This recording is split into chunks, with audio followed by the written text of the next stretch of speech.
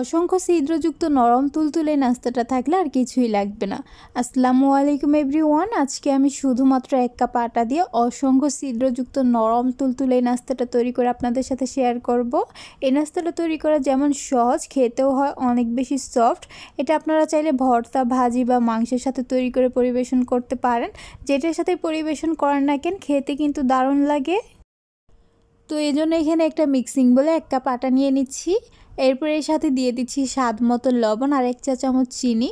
এখন হচ্ছে একটা হ্যান্ড মিক্স দিয়ে সবগুলো উপকরণ একটু ভালোভাবে মিশিয়ে নিব। এবার এখানে 1 চামচ বেকিং সোডা দিয়ে দিচ্ছি। এখন এটাকে আটার সাথে আবারও ভালোভাবে মিশিয়ে নিব।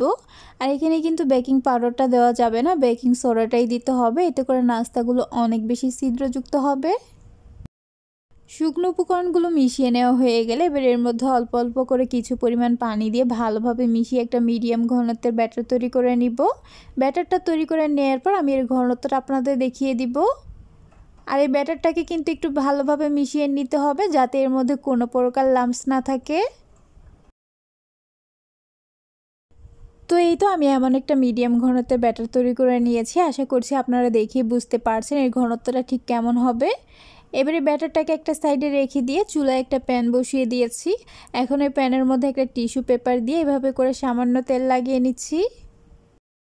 তেলটা লাগিয়ে নেওয়ার পর প্যানটা যখন একটু গরম হয়ে গেছে, এ পর্যায়ে এর মধ্যে এমন একটা গোল চামচ দিয়ে 1 চামচ ব্যাটার এখানে দিয়ে দিব। তারপর চুলার আঁচ মিডিয়াম টু লোতে রেখে এর উপরে কালারটা চেঞ্জ না হয়ে আসা পর্যন্ত অপেক্ষা করব। অপেক্ষা করার এই পর্যায়ে দেখবেন যে কিছুক্ষণের মধ্যেই নাস্তাটা অনেক বেশি ছিদ্রযুক্ত হতে শুরু করেছে। আর এটা কিন্তু বেকিং সোডাটা দেওয়ার কারণেই হচ্ছে। আপনারাও চেষ্টা করবেন এখানে বেকিং পাউডারটা না দিয়ে বেকিং সোডাটাই দেওয়ার জন্য। তো নাস্তাটা আমার তৈরি করে নেওয়া হয়ে গেছে। এবার এটাকে প্যান থেকে উঠিয়ে নিচ্ছি। আর বাকি নাস্তাগুলো আমি একইভাবে তৈরি করে নিয়েছি। দেখতেই পেলেন কতটা সহজে এই নাস্তাটা তৈরি করে নিলাম। এই নাস্তাটা তৈরি করা যেমন সহজ, খেতেও হয় অনেক বেশি মজার আর সফট।